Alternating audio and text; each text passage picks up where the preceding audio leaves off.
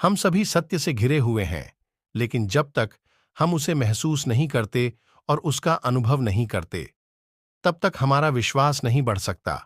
यह एक फूल की खुशबू की तरह है, जो उसके भीतर हमेशा होती है, लेकिन जब तक हवा उसे ना फैला दे, तब तक दूसरा कोई उसे महसूस नहीं कर सकता। आज परम पूज्य श्री हित प्रेमानंद गोविंद शरण जी महाराज युवा पीढ़ी के लिए आदर्श बन गए हैं। आज के युवाओं को वास्तविक ज्ञान और जीवन के उद्देश्य के बारे में पता चल रहा है, और वह पूज्य महाराज जी के वचनों के माध्यम से भक्ति और अध्यात्म की ओर आकर्षित हो रहे हैं। पूज्य महाराज जी वृंदावन की पावन भूमि में निवास करते हैं, श्री श्यामा श्याम की उपासना करते हैं और महाप्रशभु श्री हित हरिवंश चंद्रजू द्वारा स्थापित उपासना मार्ग के प्रतीक हैं। पूज्य महाराज जी का जन्म उत्तर प्रदेश के कानपुर के सरसौल ब्लॉक के अखरी गांव में एक पवित्र और धर्मपरायण ब्राह्मण परिवार में हुआ था। उनका असली नाम अनिरुद्ध कुमार पांडेय था। उनका पालन पोषण पवित्र, धर्मनिष्ठ और शांतिपूर्ण तरीके से हुआ। उनके दादाजी एक सन्यासी थे। उनकी माता श्रीमती रमा देवी जी एक गृहिणी थीं, जिनकी धार्मिक आस्था बहुत प्रबल थी। उनके पिता श्री शंभू पांडेय जी बहुत धार्मिक थे और अंततः उन्होंने सन्यास आश्रम स्वीकार किया। उनके घर में अक्सर संतों और महापुरुषों को आमंत्रित किया जाता था। उनके माता पिता संतों का बहुत आदर करते थे, उन्हें भोजन कराते थे और उनका सत्संग ध्यानपूर्वक सुनते थे। पूज्य महाराज जी ने छोटी उम्र से ही संतों की सेवा की। पूज्य महाराज जी ने बहुत छोटी उम्र में ही चालीसा पढ़ना शुरू कर दिया था। वे बचपन से ही भगवान के नाम और संतों की संगति के प्रति बेहद समर्पित थे। वे श्री राम जय जय राम, श्री कृष्ण गोविंद हरे मुरारी, हे नाथ नारायण वासुदेव को बड़े प्रेम से गाते थे। सत्संग और परिवार के धार्मिक वातावरण ने पूज्य महाराज जी की अव्यक्त आध्यात्मिक चिंगारी को और तीव्र कर दिया। उन्होंने 5वीं कक्षा में ही गीता प्रेस की पुस्तक श्री सुख सागर पढ़ना शुरू कर दिया था। शास्त्रों के अध्ययन से प्राप्त ज्ञान और पिछले जन्मों के संस्कारों के प्रभाव से उन्हें छोटी उम्र में ही जीवन के अर्थ के बारे में प्रश्न आने लगे। सबकी मृत्यु होगी, यहां तक कि मेरे माता पिता का भी किसी दिन मेरा साथ छोड़ देंगे। उसके बाद कौन मुझसे प्रेम करेगा और मेरा रक्षक होगा? मैं क्या करूं?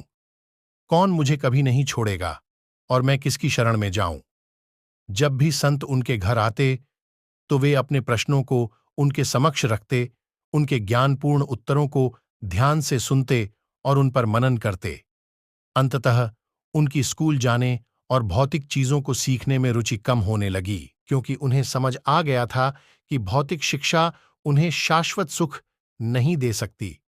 जब वे 9वीं कक्षा में पहुंचे तो उन्होंने आध्यात्मिक जीवन जीने और ईश्वर तक पहुंचने का मार्ग खोजने का निर्णय लिया। लक्ष्य तक पहुंचने के लिए वे अपने परिवार से अलग होने के लिए तैयार थे।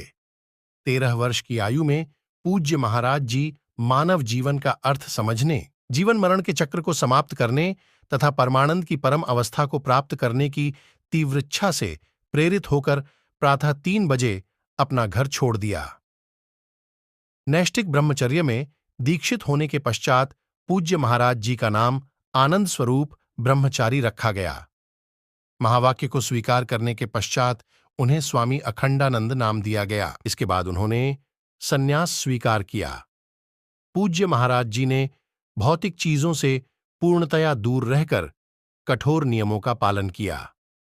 इस अवधि में जीवित रहने के लिए उन्होंने केवल आकाश वृत्ति को स्वीकार किया, अर्थात उन्होंने केवल उन चीजों को स्वीकार किया जो उन्हें बिना अपने प्रयास के प्राप्त हुईं। उन्होंने अपना अधिकांश जीवन गंगा के तट पर एक आध्यात्मिक साधक के रूप में बिताया। गंगा जी शीघ्र ही उनके लिए दूसरी मां बन गई। वो मौसम, भूख या कपड़ों की परवाह किए बिना वाराणसी के घाटों पर ही रहे। उन्होंने 3 बार गंगा स्नान करने की अपनी दिनचर्या का पालन करना कठोर सर्दियों के दौरान भी नहीं छोड़ा। वे हर पल ब्रह्माकार वृत्ति में हूबे रहते और कई दिनों तक उपवास करते। कुछ वर्षों बाद उन्होंने काशी में गंगा के तट पर भगवान शिव का आशीर्वाद और दर्शन प्राप्त किया।